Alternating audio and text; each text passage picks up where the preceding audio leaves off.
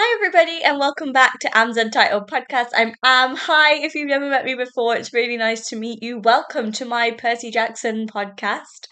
I've just realised that I've been doing this for I don't know how many episodes now. I think I'm coming up to like 30 episodes or something, although it doesn't feel like I've been doing this for nearly 30 episodes. So, in today's episode, we are going to be talking about the best Percabeth moments in episode 6. So, episode 6 is we take a zebra to Vegas, or zebra, depending on what part of the world that you're from. Um, and there's only a few moments here and there, but the reason why I love the show so much is because they're very, very good at putting um, little moments here and there for me to get excited about. So let's start. Okay, so in the beginning of the episode, it sees Annabeth just kind of, trying to make an Iris message. Bless her. She's trying to get in contact with Chiron to basically tell him what's been going on. And she says, toss it, seaweed brain. Now that made me so happy. Like, you don't understand because I was like, that nickname like comes from the books. And that's just like her way of lovingly calling on him. And he just looks so confused like when she says it. It's like, huh?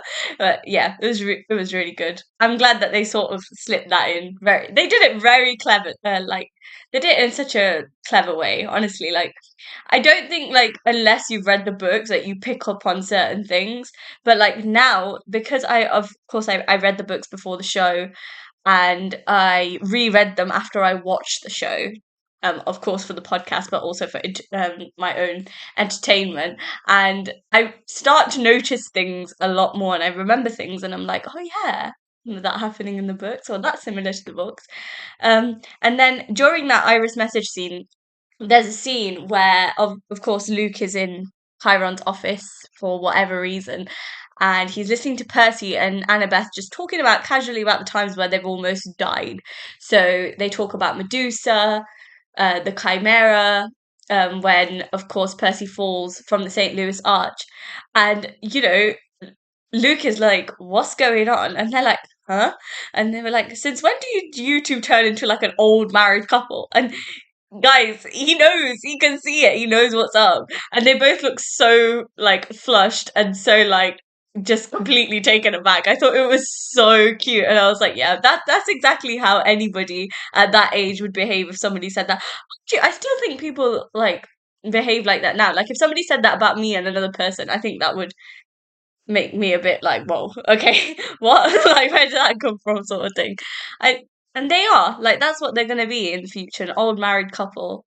Yeah, do you know? Sorry, this is nothing to do with the show, but I finished Chalice of the Gods yesterday. I've been reading it for these episodes, so it comes much later on. Actually, we're talking about Percabeth at the minute, but some of the Percabeth moments in that are just perfection, guys. I hope they have a long, happy future, and I hope that they're together until they're old and grey. Honestly, I've never wanted two people to stay together so badly, apart from these two. Like I said, they're just so special and they have such a unique connection, and I'm glad that the show explores that.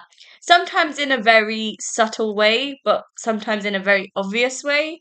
I guess it's because like I'm watching the show as an adult, maybe that's why things come a little bit more like maybe if I was a teenager or slightly younger, maybe I wouldn't get it, but yeah, I just love them. I think they're so cute. That Iris message scene just killed me. I thought it was so funny. And as they're in the casino, Percy calls her like, so what do you think, wise girl? And it's like, oh God, these nicknames. Like Rick is so cool. Like I love that he gave them both like these unique nicknames that nobody else uses apart from them. And I'm just starting to see something really beautiful. And I hope that, the show gets to go on to season 5 where we get to see all of that because they've done such a great job with the first season. I'm so excited for season 2. And I just really want them to take this forward because it's with the experience that I had with the movies, I never thought that Percy Jackson would get picked up again.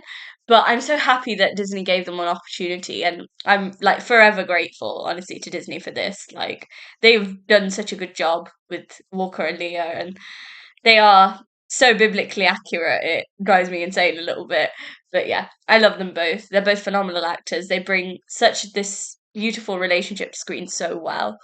Um, Another moment that sort of stood out to me was, when Percy sort of tells Annabeth about these dreams that he's been having of Kronos and things like that. And that's important because they've gotten to the point where, because at the beginning, of course, they weren't friends, they were rivals, right? But it's one of those. Sorry, I got distracted. Somebody just walked in while I was recording, so I've forgotten what I was talking about. I'm trying to rake my brain about what we were talking about. Oh yeah, the whole part where Percy's talking about these dreams, and he asks like her opinion. He's like, "So what do you think about all of this?" And she just says that she doesn't know. Like she's being blatantly honest. Like she doesn't know what to do. Like in this situation. And he says, if you don't know, then I won't either. And again, that's their like entire relationship, like from the beginning of the books right until the present book, how they are. Like their entire relationship summed up in a nutshell basically is the fact that if he doesn't know something, she knows everything. Is it that meme? Like is it a meme? I don't know. Is it like the girlfriend who knows everything and the boyfriend that's absolutely clueless? Yeah, that's Percy and Annabeth right there. I feel like that meme was made specifically for them. Yeah. So the next scene that we're going to be talking about is, when they're in the car, like when they're in Hermes' car and they're trying to get um to Santa Monica, right? And obviously Percy is in the driving seat and he's not a very good driver, not a very safe driver.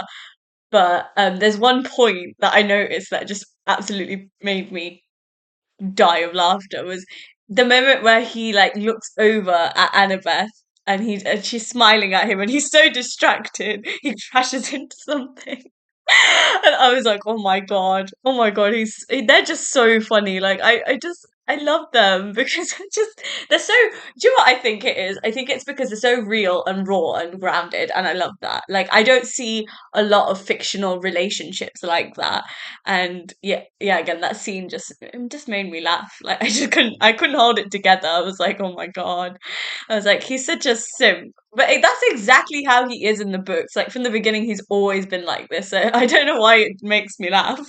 But yeah, the last scene that we're going to be talking about is, where Annabeth realizes um, that she forgot a lot less. So basically, when they were in the casino, in case you haven't seen the episode, I'll give you a bit of a rundown what happened in that scene. So basically, Grover, because he was alone and he was walking around the casino, he started to forget a lot more things. But because Percy and Annabeth were together, they had each other to help each other like rekindle these memories that they have. And Percy was with her. Like that's the reason why she didn't get lost, I guess. And do you know what? I keep thinking like I'm like this now. Like I overanalyze everything now. So like, when there's actual stuff to talk about, I'm gonna just be a mess. Like I'm gonna be crying tears of joy by the end of this series, I swear. Like we were talking about this like on our friends group chat.